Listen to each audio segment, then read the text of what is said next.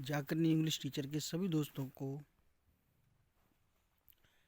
Good evening. Friends, कैसे हैं आप सब? आज हम इंग्लिश पोइट जॉन मिल्टन पर डिस्कशन करेंगे। जॉन मिल्टन बॉर्न दिसंबर 9 1608 लंदन। देखिए, लंदन में 9 दिसंबर 1608 को जॉन मिल्टन का जन्म हुआ। ठीक है, इंग्लैंड में। और इनकी जो डेथ थी वो 8 नवंबर 1674 को हुई थी। इंग्लिश पोइट थे ये, पम्पलेटियर भी थे और हिस्टोरियन भी थे फ्रेंड। और ये most significant English author William Shakespeare के बाद सबसे जो बेहतरीन राइटर होते हैं वो कंसीडर किए जाते थे। अब इनके हम वर्क देख लेते हैं friend. A treatise on Christian doctrine, Areopagitica, Artis Logicae commerce. और friend, defence of the English people against Salmasius, doctrine and discipline of divorce, the Eikonoklastes, history of Britain, Il Penseroso, L'Allegro, लेसिडस।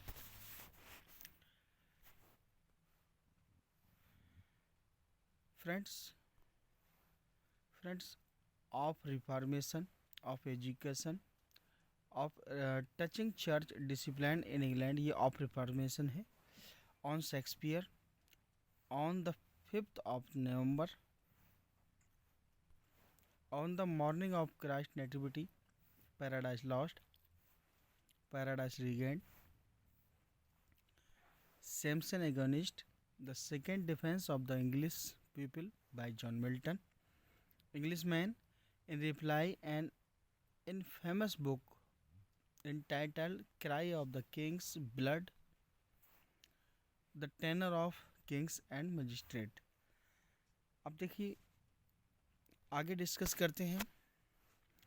Milton is best known for paradise lost, widely regarded at the greatest epic poem. देखिए, जो paradise lost है वो epic poem थी और उसी के जरिए जो इंग्लिश पोइट हैं जॉन मिल्टन वो जाने जाते हैं इंग्लिश में। फ्रेंड्स, इसके बाद बात कर लेते हैं पैराडाइज रिगेंड की। सैमसन एगोनिस्टिस के साथ में ये आई थी। इट कन्फर्म्स, ये निश्चित है, Milton's reputation as one of the greatest English poet, कि जो मिल्टन थे वो एक रेपुटेटेड इंग्लिश पोइट थे। In his prose works, Milton अपने जो प्रोज वर्क थे advocated the evolution of the church of England. तो उन्होंने चर्च ऑफ इंग्लैंड का एवोल्यूशन किया था अपने जो प्रोज वर्क था उसमें। और the execution of Charles first के जो फांसी दी गई थी 1625 में, उसके बारे में यहाँ पर डिस्कस किया था। From the beginning of the English civil war, जो 1642 में सिविल वार हुआ था उसकी बात की थी, to long after the restoration of Charles second. इसके बाद 1660 में जो रेस्टोरेशन हुआ था, चार्ल्स सेकंड गद्दी में बैठे थे तब तक। ही espoused in all his works politically philosophy that opposed tyranny। तो उनका जो वर्क था वो पॉलिटिकली फिलॉसफी था और जो टायरनी था उसके अपोजिट था। स्टेट सैंक्शनड रिलीजन, जो राज्य का अपना जो धर्म होता है, जो राज्य धर्म स्थापित करता है उसके लिए। His influence extend not only through the civil wars, उनका जो वर्क थे वो केवल सिविल वार के लिए नहीं थे एंड इंटरनम, but also to American and French sorry. तो वो सिर्फ लंदन या इंग्लैंड की ही राजनीति पर आधारित नहीं थे, सिविल वार पर नहीं थे, उसमें अमेरिका की क्रांति और फ्रांस की क्रांति का भी वर्क था।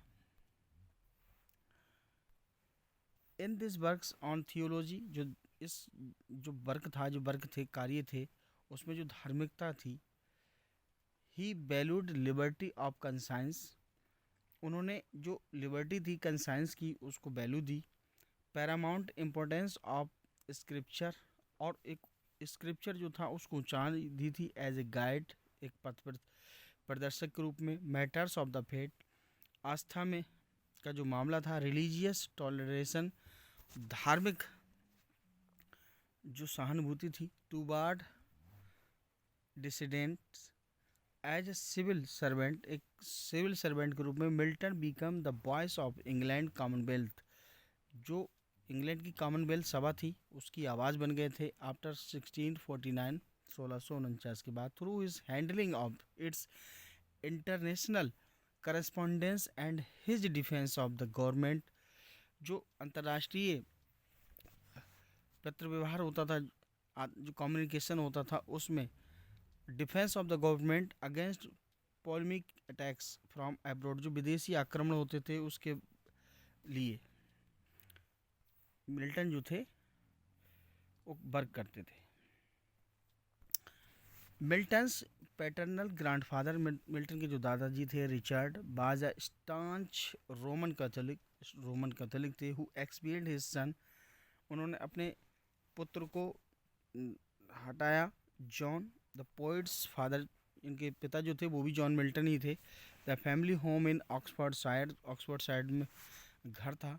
फॉर रीडिंग एंड इंग्लिश पढ़ने के लिए। प्रोटेस्टेंट, बाइबल बैनिज्ड एंड डिसइनहेरिटेड, उन्हें निर्वासित कर दिया था। Milton's father established in London, Milton के जो पिता थे वो लंदन में स्थापित हुए। अब बिजनेस एज ए स्क्रिबनर, एक स्क्रिबनर के बिजनेस के लिए। प्रिपेयरिंग डॉक्यूमेंट्स, तैयार करते थे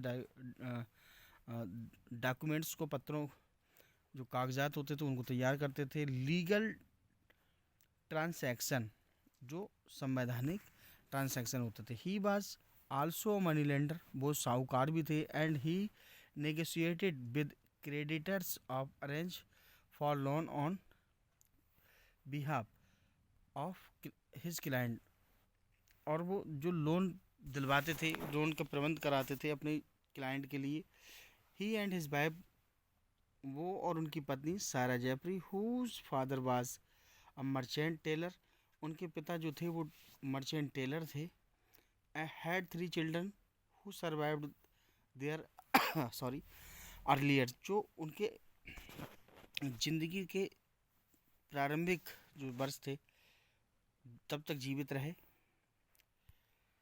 अन्न द ओल्डेस्ट, अन्न जो थी सबसे बड़ी थी। फॉलोड बाय जॉन से एंड क्रिस्टोफर, और क्रिस्टोफर से।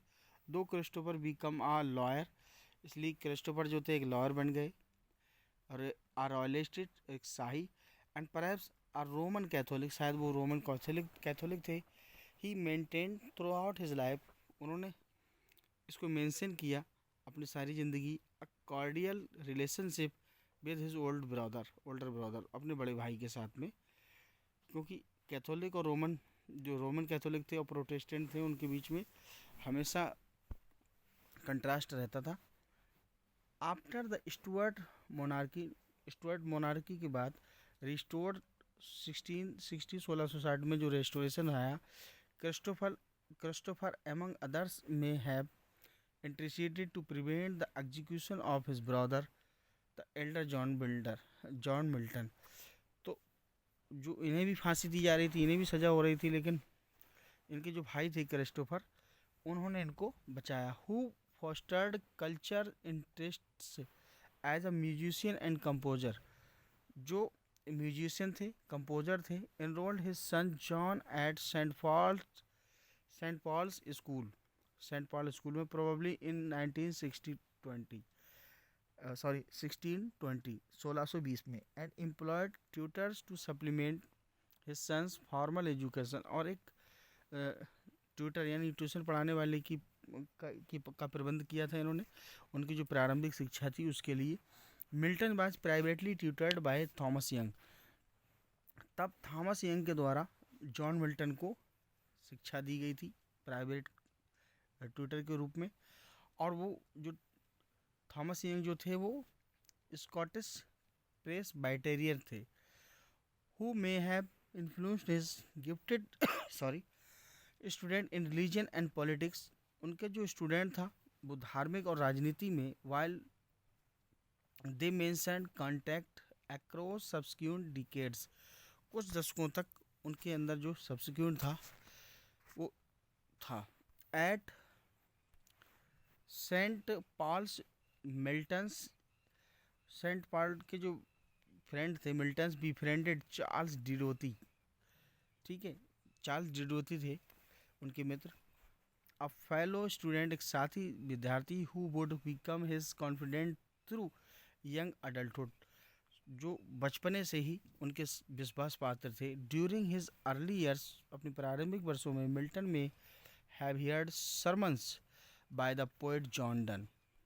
अपनी जो युवा अवस्था थी, जॉन मिल्टन ने जॉन डन जो पोएट थे, जो dean of Saint Paul's cathedral, जो सेंट पॉल कैथेड्रल्स के डीन भी थे, उनके सरमन्स, उनकी जो प्रार्थना सभाएं थी उनको सुना।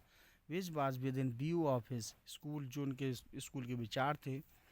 Educated in London Latin and Greek there, वहाँ जहाँ पर उन्होंने ग्रीक और लैटिन सीखी थी। Milton in due course acquired proficiency in their language, उनकी मिल्टन की जो लैंग्वेज थी उसमें इसकी प्रोफिशिएंसी थी जैसे कि दूसरी लैंग्वेज थी। जैसे ग्रीक और लैटिन को उन्होंने अपनी भाषाओं में शामिल किया था। स्पेशली इटालियन, मुख्य रूप से उनको इटालियन भी आती थी। इन विच ही कंपोज सम सोनेट, जिसमें उन्होंने कुछ सोनेट कंपोज किए थे। And which he spoke as proficiently as a native Italian, वो ऐसे लगते थे, इतनी समृद्धता थी उस भाषा में, इतने अच्छे से बोलते थे जैसे वो इटली के जो हैं निवासी हों, नेटिव हों। According to the testimony of Florentine, whom he befriended during his travel abroad in 1638-39, जब उन्होंने टूर किया था विदेश का, तो फ्लोरेंस इटली का भी, तो शायद यही एक वजह थी जो इटली उनके प्रवाह में थी। Famous poets and poetic form, अब देखिए मिल्टन के बारे में आगे बात कर लेते हैं। Milton enrolled Christ college, Milton का एडमिशन क्राइस्ट कॉलेज कैम्ब्रिज में इन 1625 में हुआ। Presumptively to be educated for his ministry, और जो उनकी जो शिक्षा थी उसको मिनिस्ट्री के लिए उपयुक्त बनाया। अ ईयर लेटर, एक वर्ष बाद, ही वाज रेस्टिकेटेड, उन्हें निकाल दिया गया, रेस्टिकेट कर दिया। ऑफ टेम्परेरी, अस्थायी रूप से एक्सपील्ड, बाहर कर दिया। For a period of time because of a conflict with one of his tutors logician William Chappell. देखिए 1625 में जब वो कैम्ब्रिज के कॉलेज में थे, तो वहाँ लॉजिशियन विलियम चैपल जो उनके ट्यूटर थे उनसे पर्सनल कॉन्फ्लिक्ट हो गया था, जिसकी वजह से उन्हें रेस्टिकेट कर दिया गया था। He was later reinstated under other tutor Nathaniel Tovey, Nathaniel Tovey के जो ट्यूटर थे उनकी ट्यूटरशिप में इनको वापस बुलाया गया। इन 1629 Milton was awarded a bachelor of arts, 1629 में इन्हें बीए की इनकी जो डिग्री थी वो मिली। एंड इन 1632 और 1632 में ही रिसीव्ड मास्टर डिग्री, इन्हें मास्टर ऑफ आर्ट की डिग्री मिली थी, यानी एमए की डिग्री मिली थी। Despite his initial intent to enter the ministry, प्रारंभिक जो मिनिस्ट्री थी उसमें इनको इसके बावजूद Milton did not do so, a situation that has not been fully explained, कि जो उस समय का जो परिस्थिति थी उसको कैसे हैंडल करें। Possible reason are that Milton lacked respect for his fellow student, उनके जो साथ के जो विद्यार्थी थे उनके अंदर मिल्टन के प्रति बहुत कम रिस्पेक्ट मिली देखने को।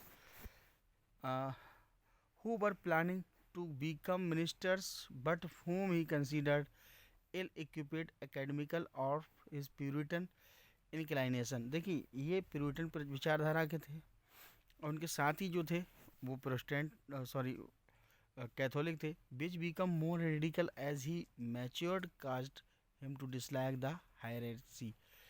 इसीलिए वो उत्तराधिकारवाद को नफरत करते थे। ऑफ द स्टेब्लिश्ड चर्च, जो स्टेब्लिश चर्च था उसकी जो मूल सत्ता थी उसको नफरत करते थे क्योंकि वो प्रोटेस्टेंट थे, प्यूरिटन थे। And it's insistence on uniformity of worship, perhaps to his self-evident disaffection। देखिए जो चर्च की सत्ता थी उससे ये बहुत नफरत करते थे क्योंकि उसकी वजह थी इनके सेल्फ एविडेंट, जो इनकी खुद की मतलब खुद का गवाह होना और इनका अलगाव होना। Implied the church of England to reject him for the ministry. और चर्च, जो इंग्लैंड के चर्च थे, उन्होंने उसको मिनिस्ट्री के लिए रिजेक्ट कर दिया था। Overall Milton was displeased with Cambridge. Milton जो थे कैम्ब्रिज से डिसप्लीज्ड हुए, possibly because study there emphasised scholasticisms which he found stultifying to the imagination। अब इसकी वो कल्पना करते थे। स्कोलेस्टिसिज्म के बारे में बात करते हैं, उन्होंने इस पर जोर दिया। मोर ओवर इन करस्पॉन्डेंस, जो पत्र व्यवहार था ज़्यादातर with a former tutor Saint Paul's school Alexander Gill जो उनके पहले ट्यूटर थे। Milton complaint about a lack of friendship. Milton में एक शिकायत थी कि उनकी जो फ्रेंडशिप है बहुत कम होती थी विद फेलो स्टूडेंट, साथी विद्यार्थियों के साथ। They called him the lady of Christ college. वो उन्हें लेडी ऑफ क्राइस्ट कॉलेज कहकर चिढ़ाते थे। Perhaps because of his fair complexion, बहुत ही सुंदर उनका जो चेहरा था, डेलिकेट फीचर्स, जो उनके चेहरे की बनावट थी, एंड अपबर्न हेयर, उनके जो घुंघराले बाल थे।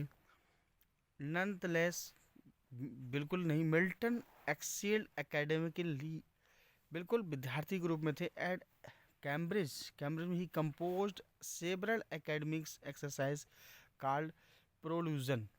उन्होंने बहुत सी एक्सरसाइज जो थी एकेडमिक एक्सरसाइज वो कंपोज की और वो कहलाती थी प्रोल्यूजन्स, विच वर presented as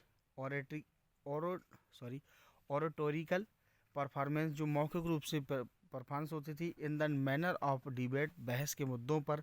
in such exercise, उन सभी अभ्यासों से students applied their learning a logic and rhetoric among their disciplines. जो उनकी विद्यार्थी जीवन था उसके उस समय ये डिबेट में जो भी बातें होती थी वो कर रखते थे।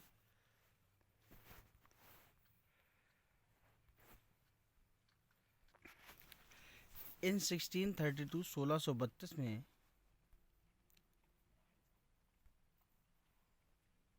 7 years एट कैम्ब्रिज, 7 वर्षों के बाद, जो कैम्ब्रिज के 7 वर्ष थे, Milton return to his family home, अपने घर वापस आए। Now in Hammersmith on the outskirt of London, जो लंदन के बाहर था। 3 years लेटर, 3 वर्ष बाद, perhaps because of an outbreak of the plague, जहाँ प्लेग फैला हुआ था, the family relocated to more pastoral setting, बिल्कुल देहाती क्षेत्र में रहने के लिए चली गई। हॉर्टन, जो हॉर्टन है कहलाते, इसी को ही हॉरेसियन पीरियड कहा जाता है।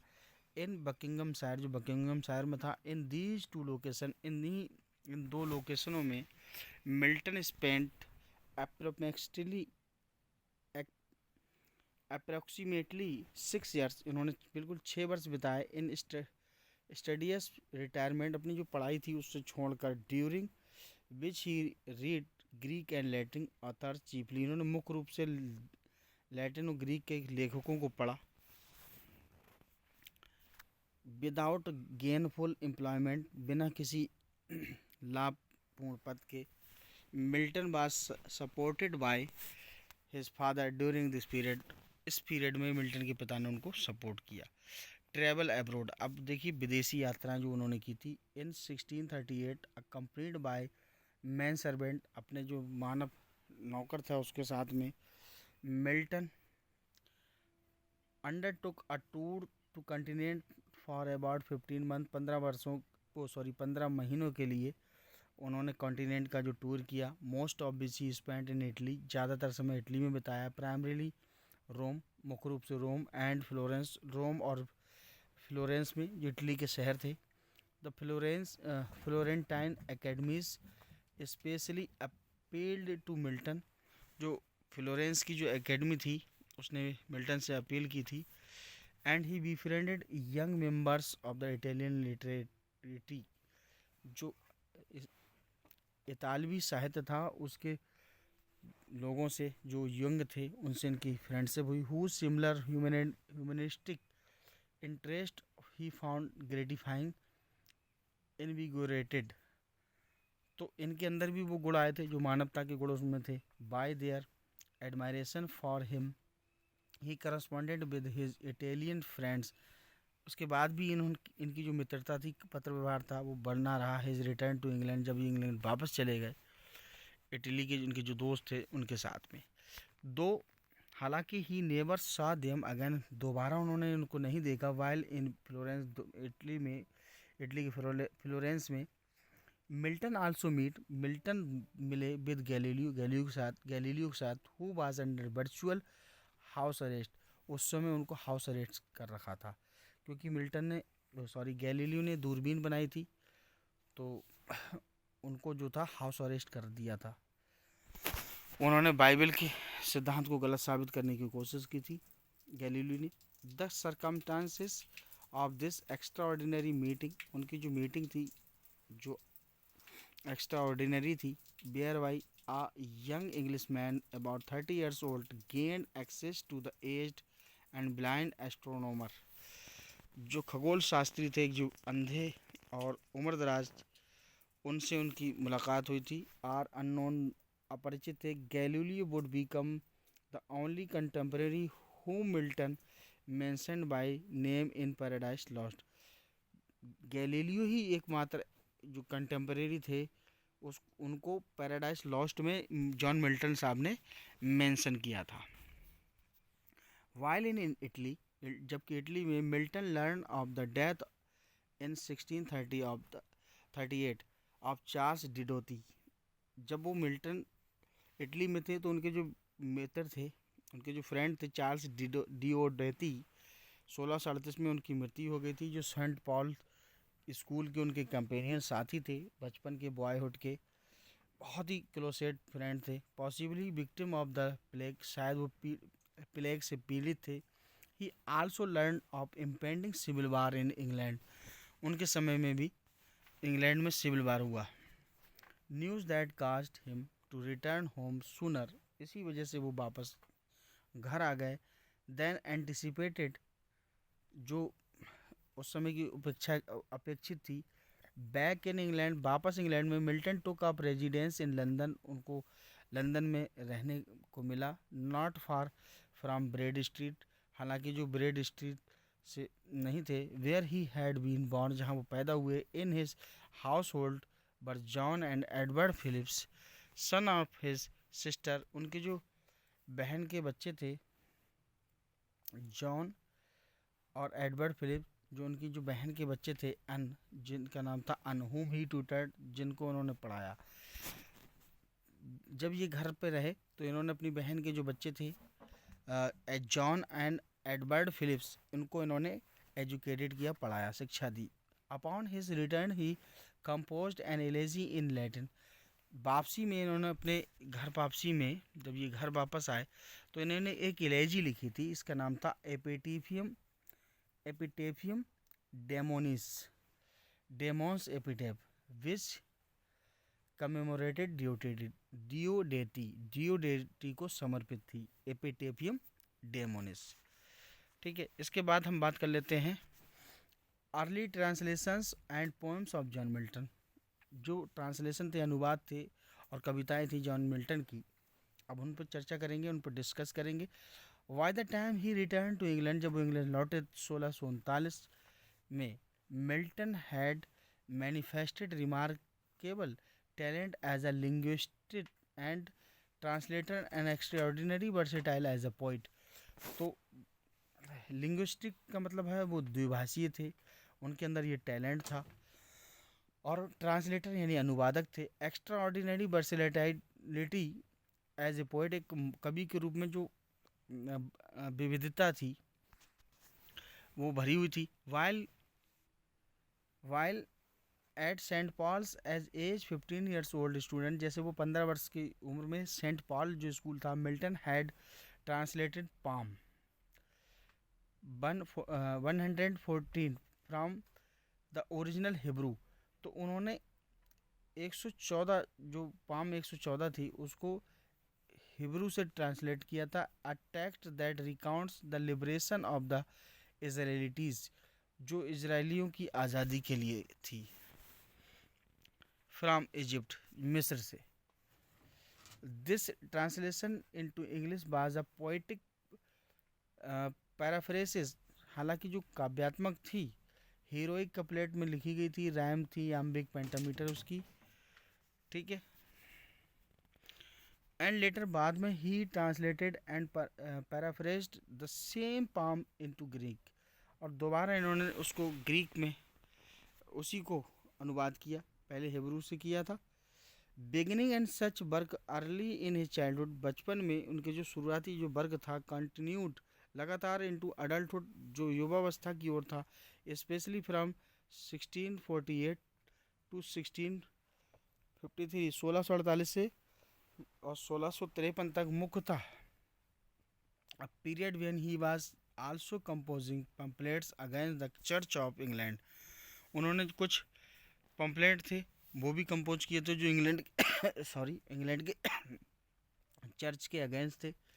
एंड द मोनार्की, और जो उस समय की जो मोनार्की थी, जो शासन था, उसके अपोजिट थे। Also in his early youth, अपनी जो युवावस्था थी, Milton compose letters in Latin verse, Latin भाषा में उन्होंने पत्र भी लिखे। These letters which range over many topics are called elegies, बहुत से टॉपिकों पे, बहुत से शीर्षकों पे इनकी इलेजियाँ थी उन पत्रों में। Because they employ ellagic metre, ये उनमें इलेजिक मीटर का इस्तेमाल करते थे। अब बर्स फॉर्म क्लासिकल इन ओरिजिन, जो मुख्य रूप से शास्त्रीयता की उत्पत्ति थी। दैट कंसिस्ट ऑफ कॉपलेट्स, जिसमें कॉपलेट्स का प्रयोग था। द फर्स्ट लाइन डेक्टालिक हेक्सामीटर, जो पहली लाइन थी वो डेक्टालिक हेक्सामीटर में थी। द सेकेंड डेक्टालिक पेंटामीटर, दूसरी डेक्टालिक पेंटामीटर में थी। मिल्टन्स फर्स्ट इलेजी, जो पहली इलेजी थी, Elegia Prima ad Carolum Diodatum, was a letter to डियोडेटी।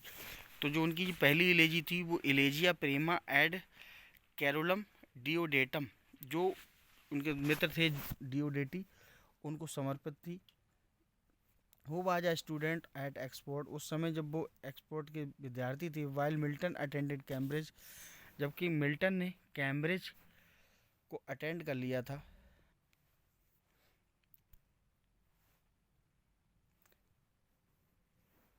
But Milton's letter was written from, जो मिल्टन के पत्र थे वो लिखे थे लंदन में इन 1626, 1626 में, ड्यूरिंग द पीरियड ऑफ रस्टिकेशन, जब उनको बाहर निकाल दिया था, रस्टिकेट कर दिया था। In the poem he anticipate his री स्टेटमेंट, उन्होंने कविताओं में इस बात का दोबारा जो उनका एंट्री हुई थी कॉलेज में उसका वर्णन किया है। When he will go back to the reedy fens of the camp and return again to the hum of the noisy school, ठीक है। उन्होंने इस तरह से उसका वर्णन भी किया है। Another early poem in Latin, उनकी जो दूसरी पोएम थी लैटिन में, in quintum numbers Novembris on the 5th of November. Quintum number इनकी जो लैटिन में ये नाम था, तो इंग्लिश में उसका ये नाम था कि on the 5th of November, which Milton composed in 1626, जिसे 1626 में कैम्ब्रिज में कंपोज किया था। The poem celebrated the anniversary of the failed gunpowder plot, जो गन पाउडर प्लॉट हुआ था 1625 में 1605 में, सॉरी, उसकी 25वीं सालगिरह पर, ठीक है, उसकी सालगिरह थी, उसी अवसर पर when Guy's Fawkes bar discovered, जिसे गाय फॉक्स ने खोजा था, preparing to detonate explosive at the opening of the parliament. जब पार्लियामेंट का उद्घाटन हो रहा था तो उस समय ये घटना घटी थी, उसी पार्लियामेंट में गन पाउडर प्लाट हुआ था। An event in which king James first and his family would participate, जिसमें किंग जेम्स और उनकी परिवार जो था वो पार्टिसिपेट कर रहा था, तब ये घटना हुई थी। ऑन द इवेंट्स एनिवर्सरी, जो इवेंट एनिवर्सरी थी, university student typically composed poems that attack Roman Catholic for their involvement in treachery of this kind. तो उसमें रोमन कैथोलिक को जो लोग थे उनको इसमें इन्वॉल्व माना गया था। द पपेसी एंड द कैथोलिक, और जो पोप सत्ता थी और जो कैथोलिज्म था, nation on the continent also came under attack, वो भी इसी के हमले के अंदर आते हैं। Milton's poem include to larger themes, Milton की जो पोएम थी उसमें दो बड़ी थीम थी।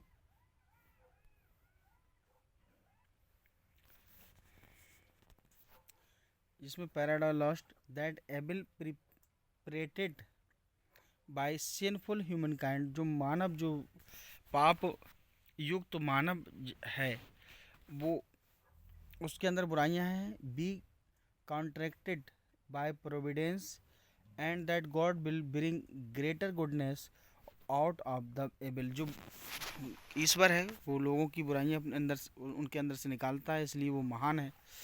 थ्रू आउट हिज कैरियर, अपने सारे जीवन में मिल्टन इन्वेड अगेंस्ट कैथोलिज्म के विरोध में रहे।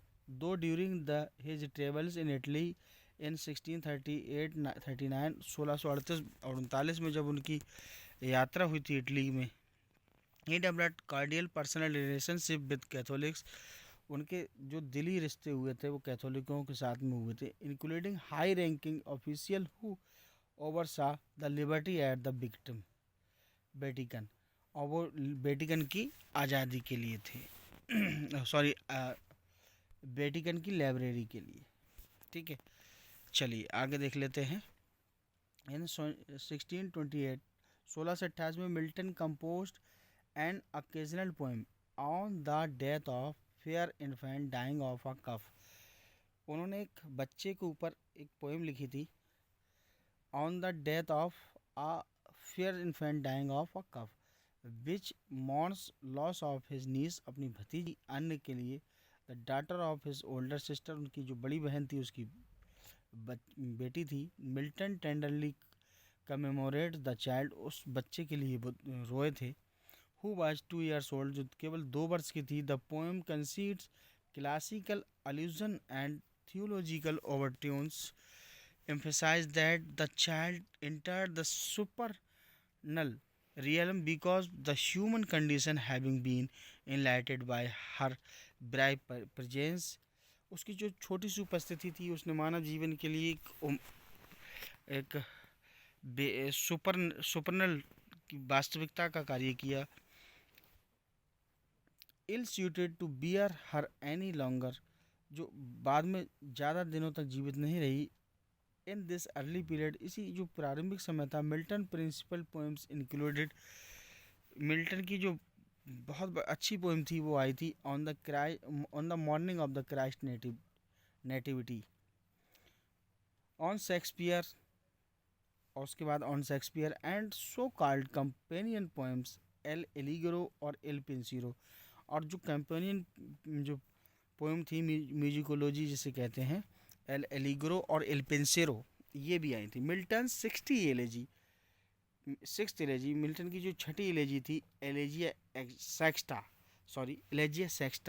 और वो भी इसी समय आई थी। अब बर्थ letter in Latin sent to Diodati in December 1629, जो 1629 को दिसंबर में चार्ल्स डियोटी को भेजी गई थी पत्र के रूप में। Provides valuable insight into his conception on the morning of Christ's nativity, informing Diodati of his literary activity उन्होंने बताया था, अपने साहित्यिक जो एक्टिविटी थी उसके बारे में।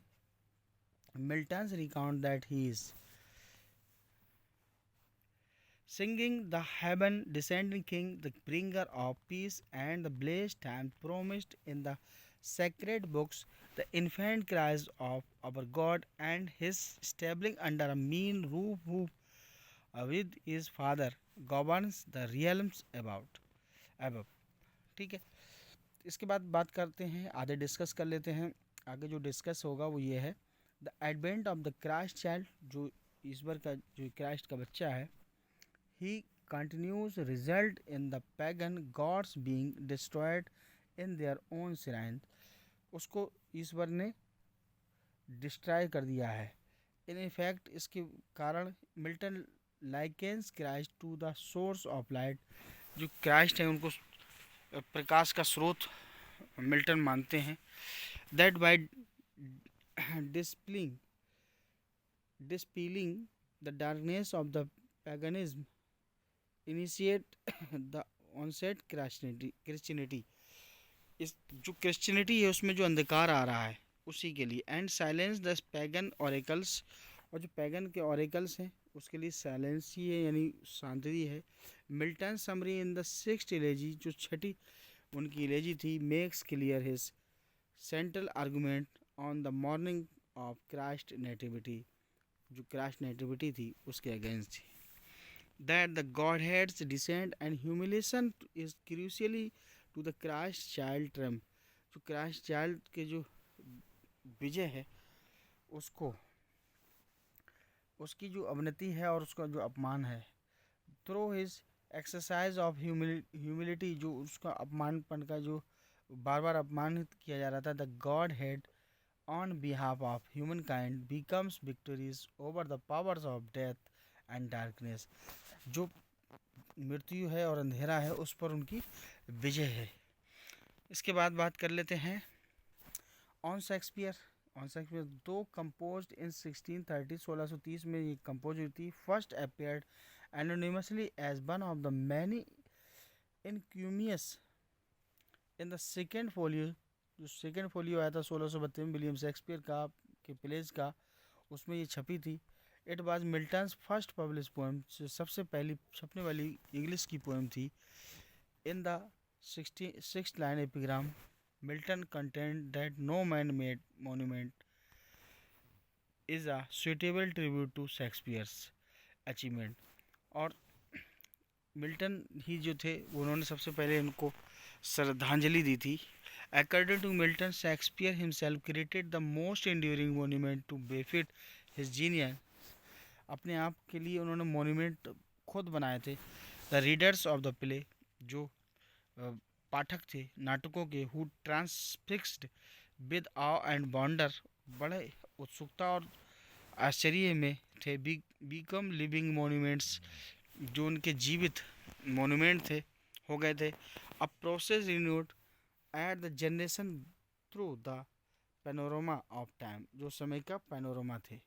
L एलिगोरो and Il Penseroso written about 1631, 1631 में ये लिखी गई थी। May reflect the dialectic that inform that prolusion that Milton composed at Cambridge, इन्हें मिल्टन ने कैम्ब्रिज में कंपोज किया था। The former celebrates that activities of day time and the latter muses on the sides, और इसमें जो उस समय दिन का समय था उसकी गतिविधियां थी उसको सेलिब्रेट किया था। और एक लेटर था म्यूजिस ऑन साइड साउंड्स, जिसमें दृश्य था, ध्वनि थी, एंड इमोशंस, और उसमें इमोशंस था एसोसिएटेड विद डार्कनेस, जो अंधेरे से जुड़ा था। The former describe lively and sanguine personality whereas the latter dwells on pensive even melancholic, ये पेंसिव और मेलंकोलिक थे। Temperament in their complementary interaction, the poems may dramatize how a wholesome personality blend aspect of mirth and melancholy, जो एल्पेंसोरे थी उसमें मेलंकोली और मिर्थ की बात की गई थी। ठीक है ये, और एल एलिगोरो जो थी वो एल एलिगोरो एक खुशहाल व्यक्ति के लिए थी। Some some commentators suggest that Milton may be allegorically, कुछ कमेंटेटर कहते हैं कि मिल्टन जो हो allegorically portraying his own personality in Il Penseroso, उन्होंने खुद अपनी पर्सनालिटी को दिखाया था इल पेंसोरो में, and Diodati's more outgoing and care free disposition in Allegro, और जो चार्ल्स डियोडेटी थे उनकी जो केयर फ्री डिस्पोजिशन थी उसको एलिगोरो में दिखाया था उन्होंने. If such is the case, then in their friendship, Diodati provided the balance that offset Milton's marked temperament of studious retirement.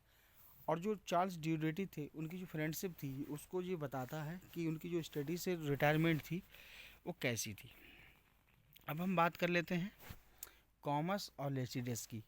Milton's most important early poems Comus and Lycidas are major literary achievement. उनकी जो साहित्यिक बड़ी साहित्यिक उपलब्धि थी वो commas और Lycidas थी. To the extent that his reputation, उसकी उनकी जो प्रतिष्ठा थी एज एन ऑथर, एक लेखक के रूप में, would have been secure by 1640, 1640 तक वो स्थापित हो गई थी. इवन विदाउट इज लेटर, बिना अपने लेटर वर्क्स, अपने जो बात के वर्क्स थे, कॉमस, तो कॉमस क्या था, ड्रामेटिक एंटरटेनमेंट था और एक मास्क था. Is also called a masque, ये मास्क भी कहलाता. It was first publish as masque presented at Ludlow Castle in 1638, but ये इस नाम से a masque presented at Ludlow Castle in 1638 से पब्लिश हुआ था. But since the late 17th century, लेकिन जो अंतिम 17वीं शताब्दी थी, it has typically been called by the name of its vivid character villainous Comus. लेकिन जो इसके जो कॉमस नाम का जो बिलेन था उसी कैरेक्टर के नाम से इसको कॉमस के नाम से जाने लगा. और इसका परफॉर्मेंस 1634 में हुआ था ऑन माइकलमस यानी सितंबर 29 में eight Ludlow Castle in Shropshire में. Comus celebrates the installation of the Egerton earl of Bridgewater and viscount Brackley and a member of Charles privacy council के. तो जो जॉन एगर्टन थे, earl of Bridgewater and viscount Brackley, ये member थे Charles privacy council के, as lord president of बेल, जो उस समय लॉर्ड प्रेसिडेंट ऑफ बेल थे.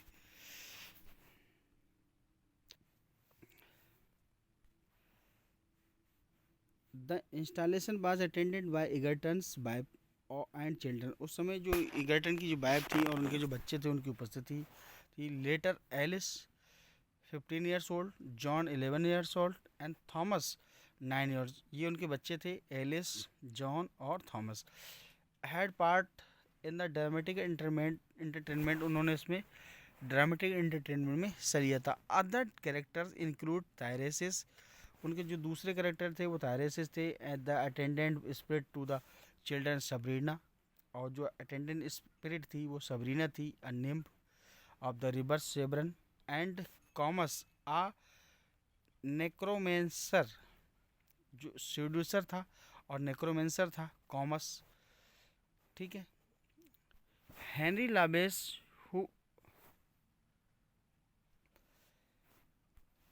लाबेस जो उन्होंने थायरेसिस का पार्ट अदा किया था इसमें. बाज हम म्यूजिशियन थे, कंपोजर भी थे. The music teacher of the Egerton children, जो एगर्टन के बच्चों के संगीत अध्यापक थे. And the composer of the music of the songs of Comus के जो गीत थे उनके भी म्यूजिक कंपोजर थे. Presumably Lawes invited in Milton to write the masque. जो लाबेस थे, हेनरी लाबेस, उन्होंने मिल्टन को मास्क लिखने के लिए इनवाइट किया था. Which not only consist of songs and dialogue, जिसमें न केवल गीत और डायलॉग हो, संवाद हो, but also feature dances, scenery and stage properties, जिसके अंदर डांसेस, फीचर डांसेस हो, सीनरी हो और स्टेज प्रॉपर्टीज हो. The masque develops the theme of a journey through the woods by 3 Egerton children 3 Egerton के जो बच्चे हैं वो जंगल से जाते हैं, इस पर आधारित थी। In the course which the daughter called the lady, जो बच्ची थी वो कहलाती थी the lady, is separated from her brothers, जो अपने भाइयों से बिछड़ गई थी। While alone the encounter Comus who is disguised as a villager, एक ग्रामीण के रूप में जिसने भेष बदला था और उसने उसे अकेला पाया। Who claim that he lead her to her brothers, उसने कहा कि वो उसके भाइयों से मिला देगी। Deceived by his amiable countenance, अपने दोस्ताना व्यवहार से उसने धोखा दिया। द लेडी फॉलोज हिम, जो लेडी थी उसको मानती चली गई। Only to be victimised by his necromancy seated on an enchanted chair, और उसको जादुई सीट पर उसको बैठा दिया अपनी दुष्टता से। सी is immobilized and Comus accosts her while with one hand he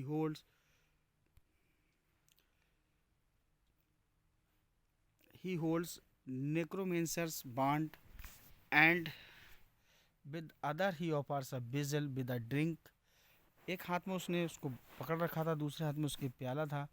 would over power हर, उस पर दबाव बना रहा था कि इसको पिए। Within view at his palace is an array of cuisine intend to arouse the ladies appetites and desires, जो लेडी थी उसकी इच्छा के बगैर, despite being resistant against her will, उसकी इच्छा के विरुद्ध, she continues to exercise right reason रेक्टा रेशियो in her disputation and commerce, thereby manifesting her freedom of mind. उसको मस्तिष्क की जो स्वतंत्रता थी वो उसे मिलती रही, वो झगड़ती रही उससे। Whereas the would be seducer argues that appetised, जो बलात्कार करने वाला था वो बार बार उससे तर्क कर रहा था। एपेटाइटिस एंड डिज़ायर, इच्छाओं के लिए, issuing from one's nature are natural, कि ये सब जो है वो ईश्वर द्वारा प्रदत्त हैं। And therefore lucid the lady content that only rational self control, उसने खुद अपने ऊपर कंट्रोल किया। इज इनलाइटेंड एंड वर्चुअस, और इसी गुण और से युक्त वो होती रही कि उसने अपनी पवित्रता थी उसको भंग नहीं होने दिया। To be self indulgent and intemperate, she adds, is to forfeit one's higher nature and to yield to baser impulse. In this debate the lady and commerce signifies, lady और कॉमर्स जो थे वो इसी बहस में थे।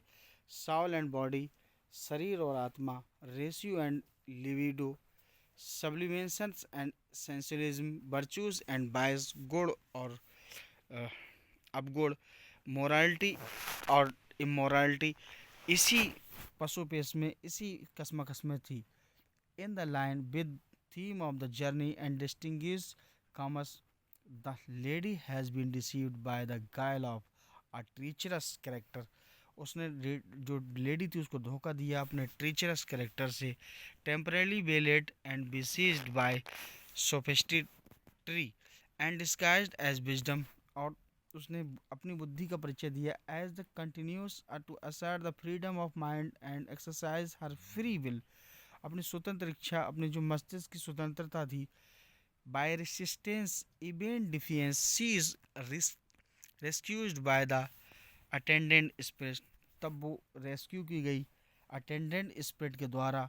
हर ब्रदर्स, अपने भाइयों के। Ultimately she and her brothers are united, अंततः उसके जो भाई थे और वो मिल गए दोबारा। Their parents in a triumphal celebration, और विजयी जो सेलिब्रेशन हुआ था उसमें शामिल हुए। Which signifies the heavenly places abetting that the wayfaring soul that prevails over trials and travels, whether these are the treats post over able the blandishment of temptation, और जो हेवनली जो साउल थी वो उसकी रक्षा कर रही थी, साथ साथ रह रही थी।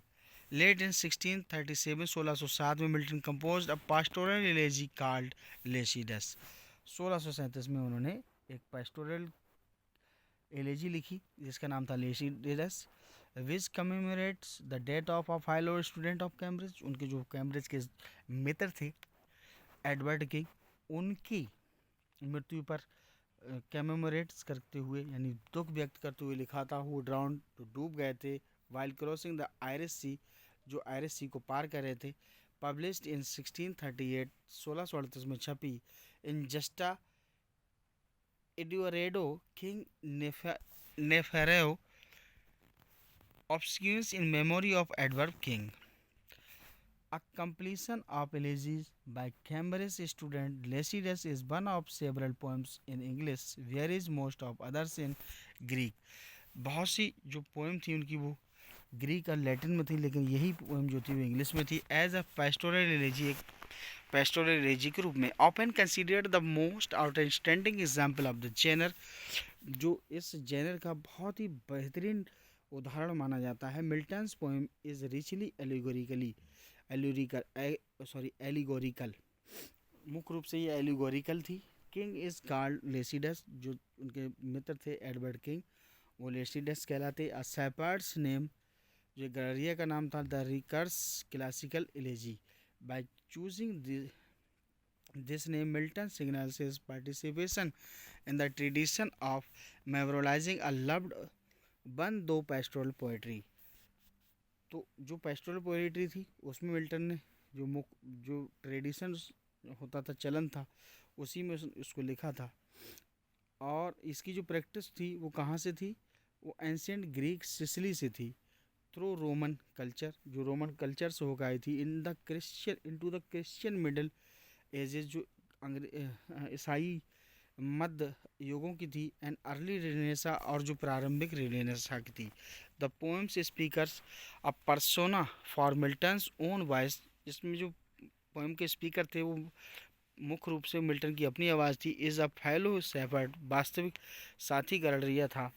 Who mourns the loss of friend, अपने मित्र की खो जाने पर दुखित है। With whom he shared duties in tending sheep, जो भेड़ों को चरा रहा था। The pastoral allegory of the poem conveys that King and Milton by colleague, जो दर्शाते हैं कि मिल्टन और जो किंग थे वो कलीग थे।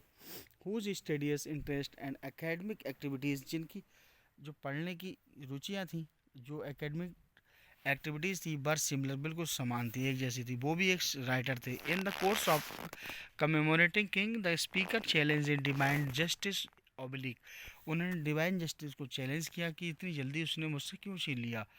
दो allegory the speaker accuses a god of unjustified punishing the young selfless King, उन्होंने ईश्वर को इसके लिए दोष लगाया कि उसने पनिश किया है किंग को, जो सेल्फलेस था। हुज प्रीमेच्योर डेथ, उसकी जो असमय मृत्यु थी, एंडेड अ कैरियर, उसका जो कैरियर था उसको अंत कर दिया। Have unfolded in stark contrast to majority of the minister and bishops of the church of England, कि जो मेजॉरिटी थी मिनिस्टर्स और बिशप की, जो चर्च के थे, होम द स्पीकर कंडेम, जिनको कंडेम किया था स्पीकर ने, डेब्रेप्ट मैट्रिकलिस्टिक एंड सेल्फिश, उन्हें स्वार्थी और भौतिकवादी बताया था, उन्हें छोड़ दिया। जबकि उनके मित्र जो था एडवर्ड किंग, उसकी हत्या कर दी। Informing the poem is satire of the episcopacy and ministry, और ये एक सैटायर था, एक व्यंग था एपिस्कोपेसी और मिनिस्ट्री पर, which Milton heightens through invectives and that of odious metaphors, there be anticipating his later diatribes against the Church of England in the anti-prelatical tract of 1640s।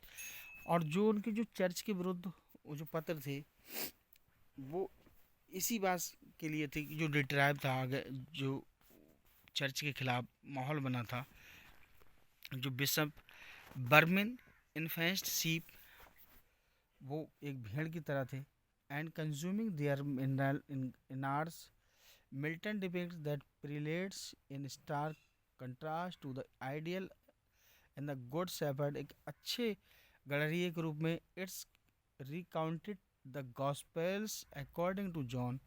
जो जॉन का गॉस्पेल था उसके अनुसार जॉन के इन जो कि जो अच्छे लोग हैं वो चले जाते हैं, जो बुरे लोग हैं वो यहीं रह जाते हैं। इन दिस कॉन्टेक्स्ट इस कॉन्टेक्स्ट में इस प्रतिस्पर्धा में the speaker by the worldly success of the prelates and ministers. जो संसारिक सफलता है वो प्रीलेट्स और मिनिस्टर को मिलती है अगेंस्ट किंग्स डेथ, जो एडवर्ड किंग की मृत्यु के बाद विरुद्ध में थी। ड्राउनिंग जो डूब कर हुई थी। The imagery of the poem depicts King and resurrected in a process of lustration from the waters in which was immersed, burnished by the sun's rays at dawn। तो जब उनकी मृत्यु हुई थी तो सूरज ने उन किरणों से उस जो जिसमें उनकी मृत्यु हुई थी उसको ढक दिया था। King resplendently ascend heaven bar to his eternal reward. वो स्वर्ग की ओर चले गए और आंतरिक रूप से उनको इनाम मिला। The prelates and minister though prospering on earth, अभी भी समृद्ध हैं वो संसार में। प्रीलेट्स और minister will encounter saint Peters, उन्होंने सेंट पीटर पर इनकाउंटर किया।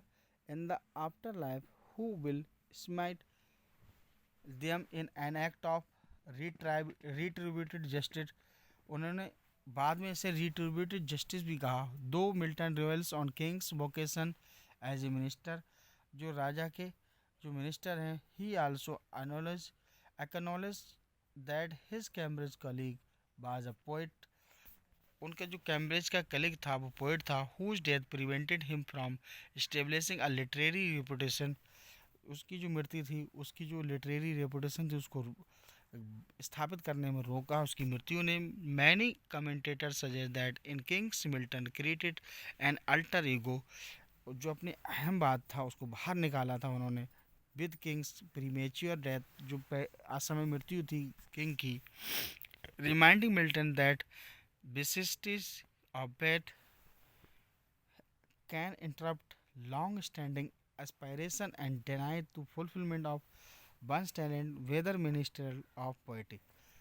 अब जो उनके काव्यात्मक या उनकी जो कविता थी उसके माध्यम से उनकी जो प्री मैच्योर मृत्यु था उसको उन्होंने यहाँ दिखाया था। अब हम बात करते हैं एंटी प्रीलेटिकल ट्रैक्ट की।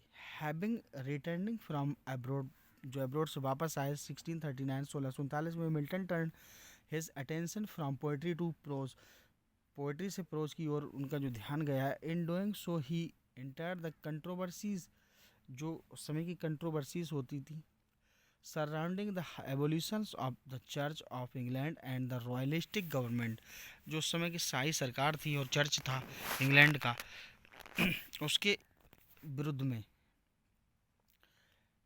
एट टाइम्स रिप्लाइंग, उत्तर दिया था। एंड ऑफन अटैकिंग वेहमेंटली, और उसमें वेहमेंटली रूप से इंग्लिश और continental politics who targeted him, जो उसको निशाना बनाते थे as the apologist of radical religious and political dissent in 1641-42। 1642 और 1641 में Milton composed 5 tract, John Milton ने 5 ट्रैक्ट कंपोज किए थे। Of reformation examines the historical changes in the church of England, जो इंग्लैंड के चर्च की ऐतिहासिक बदलाव हुआ था। Since its inceptions under kings Henry eighth, जो किंग हेनरी अष्टम थे उनके समय से। एंड क्रिटिसाइज, और जिसकी आलोचना हुई थी the continuing resemblances between the church and England, church और इंग्लैंड के बीच में जो प्रतिस्पर्धा थी। And the Roman Catholic church specially hierarchy in the ecclesiastical government, जो हायरेसी थी और जो सेलेसिटिकल जो गवर्नमेंट थी, यानी जो देवीय सत्ता थी राजा के बाद राजा।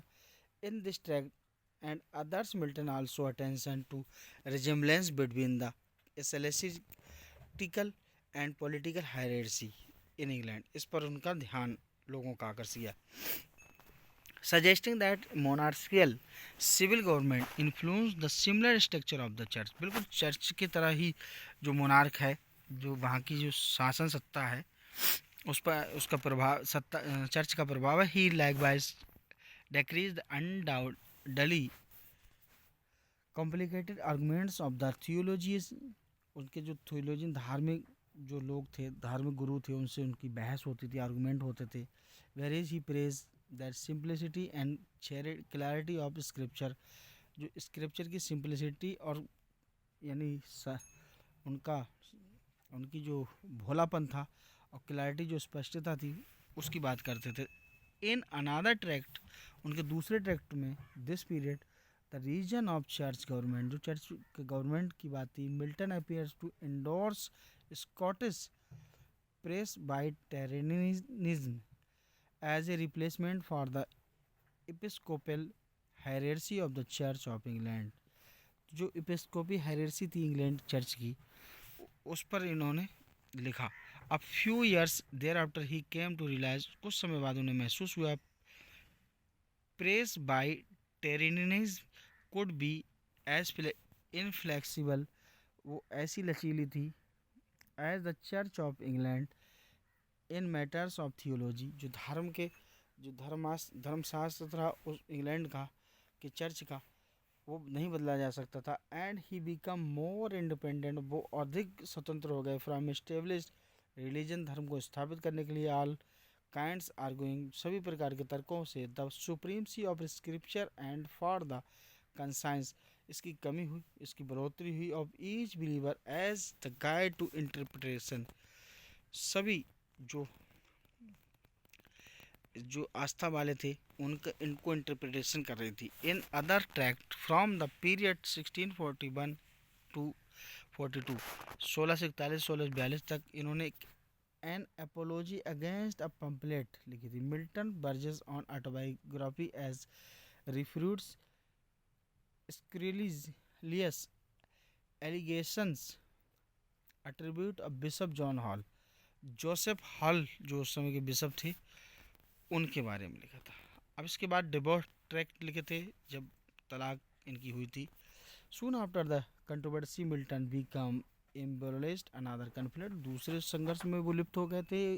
One he in his domestic life, उनकी जो घरेलू जिंदगी थी, हैविंग मैरिड मैरी पावेल से उन्होंने शादी की. इन 1642 1642 में Milton was a few months after was destroyed deserted by his wife, अपनी पत्नी के द्वारा छुटा लिया गए, उनकी पत्नी ने उनसे तलाक लिया. Who return to her family's residence Oxfordshire, जो अपने वापस अपने परिवार में ऑक्सफोर्डशायर में पहुंच गई थी. The reason for their separation is unknown, उनके जो अलगाव का जो कारण था वो पता नहीं था, अभी भी रहस्य है.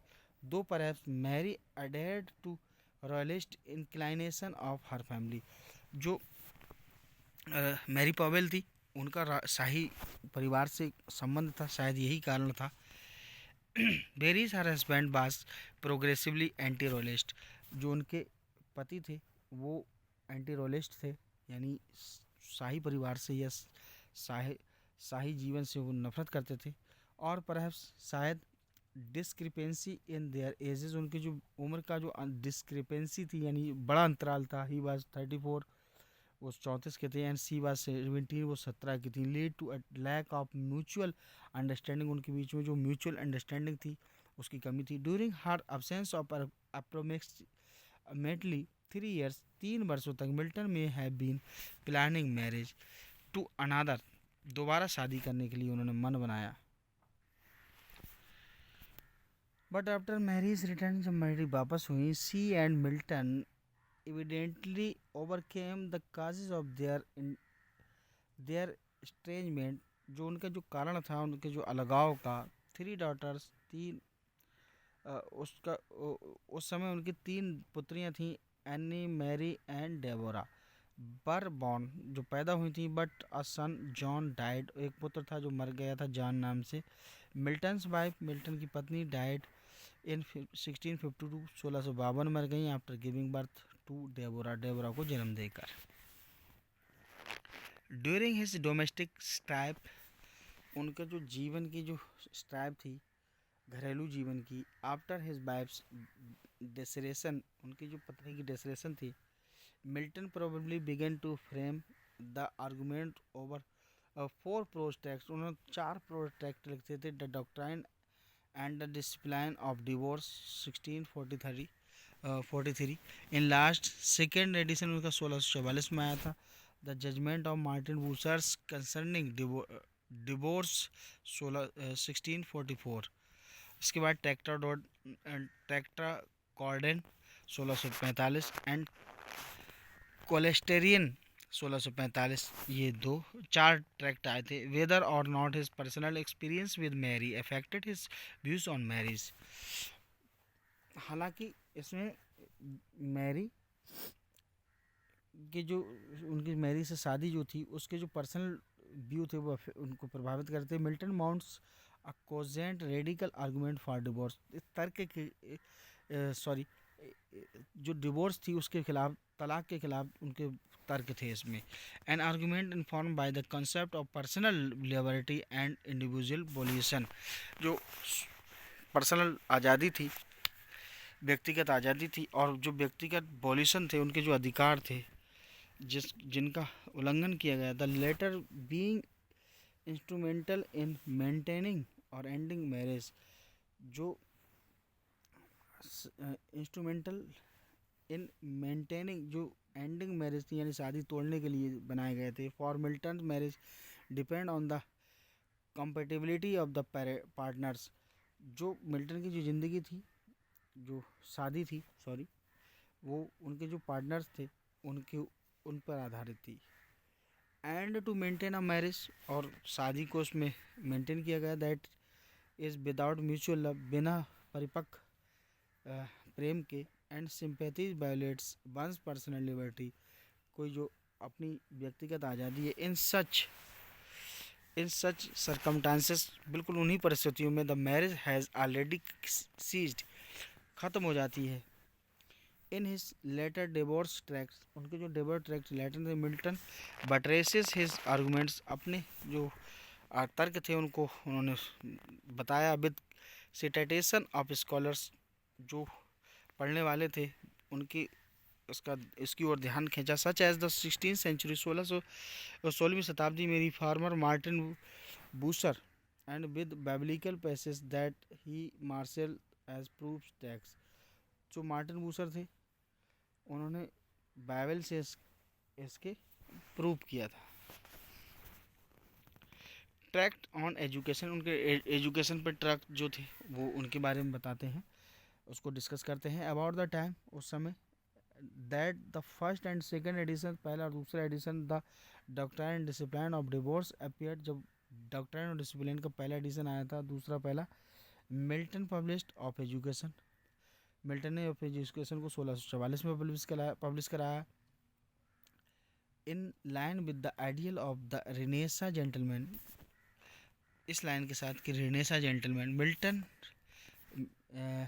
मिल्टन जो थे, Milton outline a curriculum emphasising, उन्होंने इसमें एक करिकुलम यानी अध्याय, जो सिलेबस था, जो कोर्स था, उसको दिखाया। The Greek and Latin languages not merely in themselves but as the means to learn directly wisdom of classical antiquity in the literary philosophy and politics। जो शास्त्रीयता थी लिटरेरी और फिलोसफी की और राजनीति की, वो उसमें थी। द करिकुलम विच मिरर्स, जो करिकुलम था वो आईना था। मिल्टन्स ओन एजुकेशन, मिल्टन की अपनी शिक्षा में जो सेंट पॉल से उन्होंने ली थी। Intended to equip a gentleman, एक जेंटलमैन के रूप में, to perform all the office both private and public, जो सारे कार्यालय हैं, जो सरकारी हैं या गैर सरकारी हैं, ऑफ पीस एंड वार, शांति और युद्ध के लिए। एम्ड एट द नोबिलिटी, जो जिनका श्रेष्ठता उद्देश्य। Not commerce, Milton's plan does not include public education, Milton का जो प्रोग्राम था वो पब्लिक एजुकेशन के लिए शामिल नहीं किया। Nor does include university education, ना ही इसे यूनिवर्सिटी एजुकेशन में शामिल किया गया। Possibly evidence of Milton's dissatisfaction with Cambridge, जो मिल्टन का कैम्ब्रिज के से जो असंतुष्टि थी, शायद यही वजह थी। द मोस्ट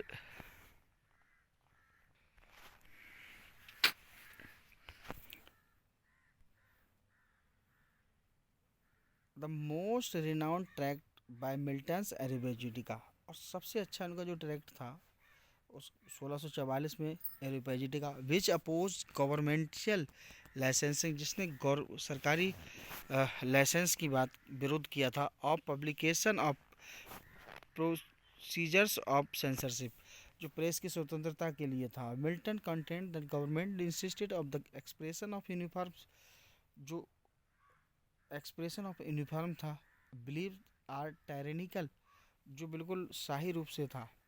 इन इस ट्रैक्ट, अपने ट्रैक्ट में he investigate historical examples of censorship, उन्होंने इसमें उदाहरण दिया था ऐतिहासिक सेंसरशिप का, which he argues invariably eminent from repressive government, जो सरकार थी उसके सामने इमिनेंट किया था। द एम ऑफ एरिपेजिटिका, जो एरिपेजिटिका का उद्देश्य था वो फ्रीडम ऑफ प्रेस के लिए था।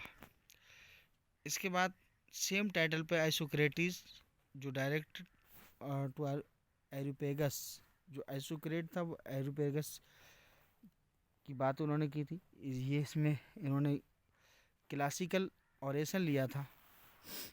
क्विंटिलियन इंस्टीट्यूट ऑरेटर्स एक ये था। डेमोथेस और सिसरो की उसमें बात की गई थी, डेमोस्थेनेस की बात की थी एरिजिपेटिका में, और इसको फ्रीडम ऑफ स्पीच कहा गया। अब इसके बाद famous poet and poetic form,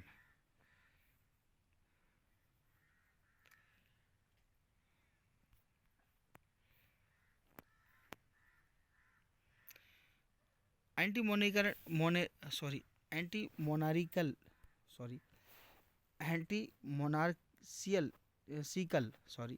monarchical tract की बात कर लेते हैं। हाँ, लंबा हो गया इसलिए थोड़ा सा, हाँ चलिए कोई बात नहीं।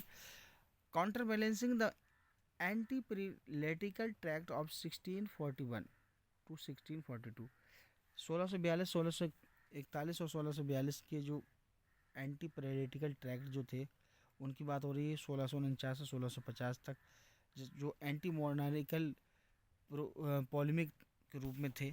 ध्रुवीकरण हुआ था इनका।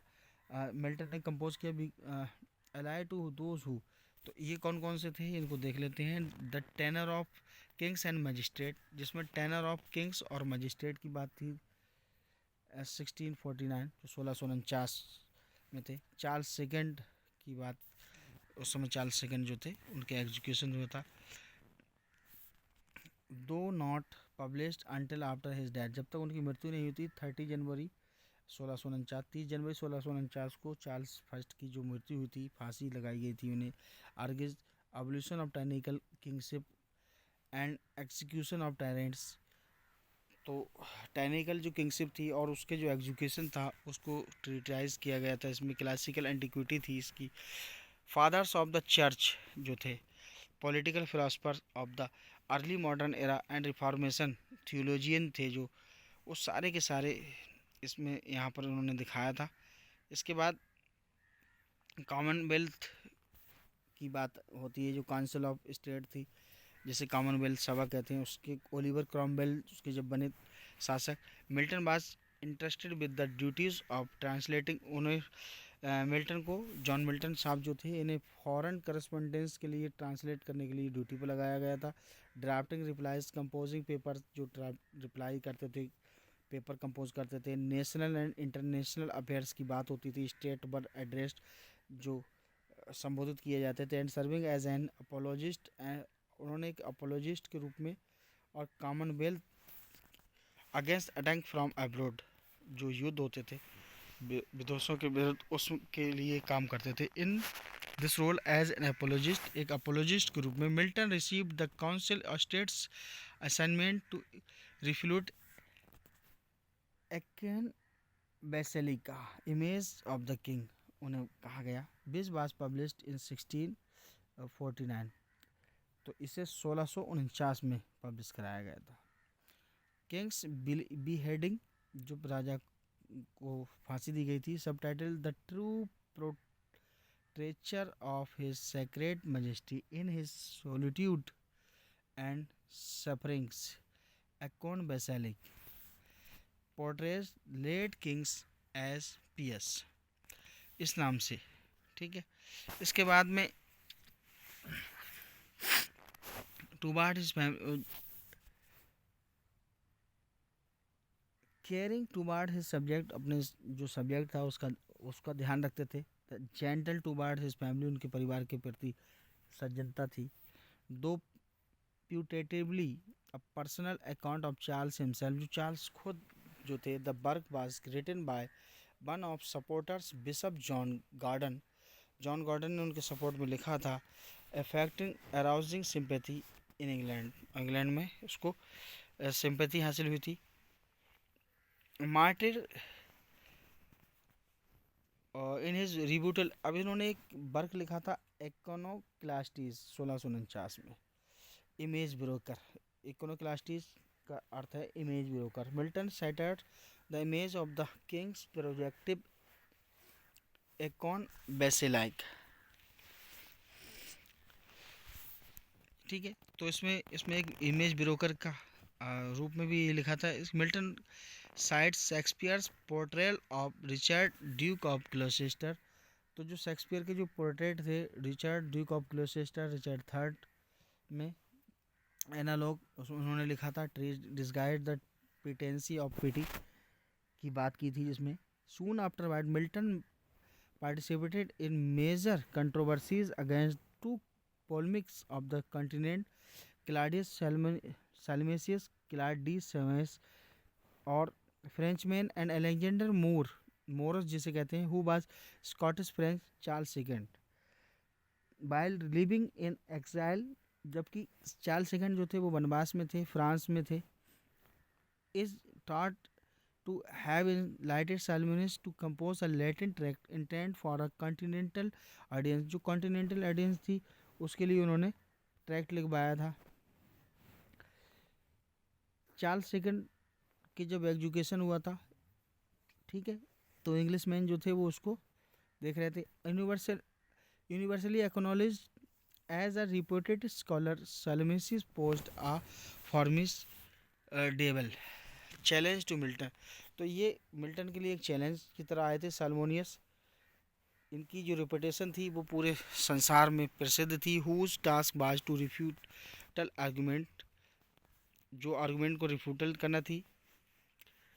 फिर इसके बाद में मिल्टन ने जो defence of the English people against Salmasius 1651 एक लैटिन ट्रैक्ट लिखा था। ठीक है, फिर इसके बाद हम बात कर लेते हैं। इसके बाद में the cry of the king's blood to heaven against the English parricides की बात की गई थी। इसके बाद दूसरा जो ट्रैक्ट था लैटिन में, the second defence of the English people bye John Milton, English in reply on an infamous book entitled cry of the king's blood 1654। तो इस तरह से इनके ये वर्ग थे।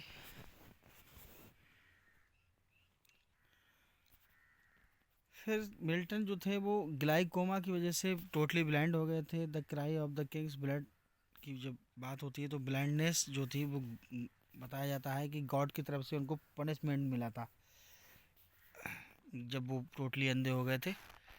फॉर हिज सिंस, उनके जो पाप थे, जो मिल्टन के पाप थे, उनकी वजह से उन्हें ग्लाइकोमा के कारण उनको पूरी तरह से अंधे हो गए थे। Milton however replies that blindness is a trial that has been visited upon him, जो अंधापन है उनको एक ट्रायल है, एक मुकदमा, एक केस है जो उनको लगाया गया था। Affliction that he is enduring under the approval of the Lord who was granted him, जो ईश्वर है उसने उनको प्रदान किया है। ठीक है,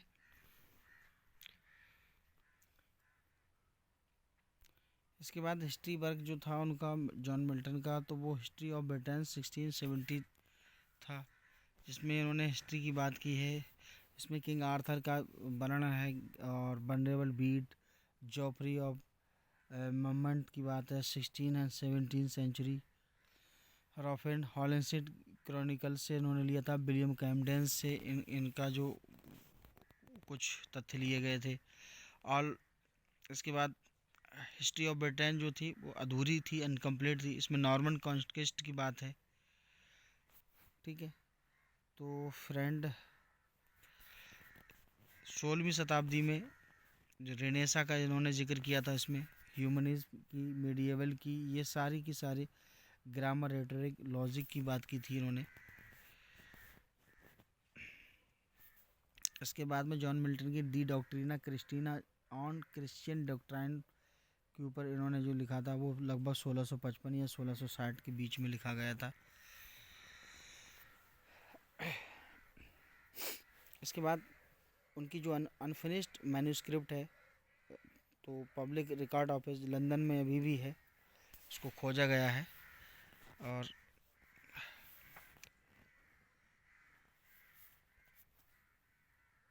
यही इसको थियोलॉजी के रूप में इसको माना जाता है।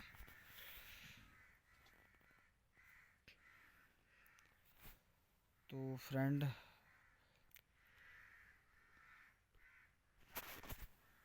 नए वीडियो में देखेंगे। अभी हम आपसे थोड़ा सा विदा लेंगे। थैंक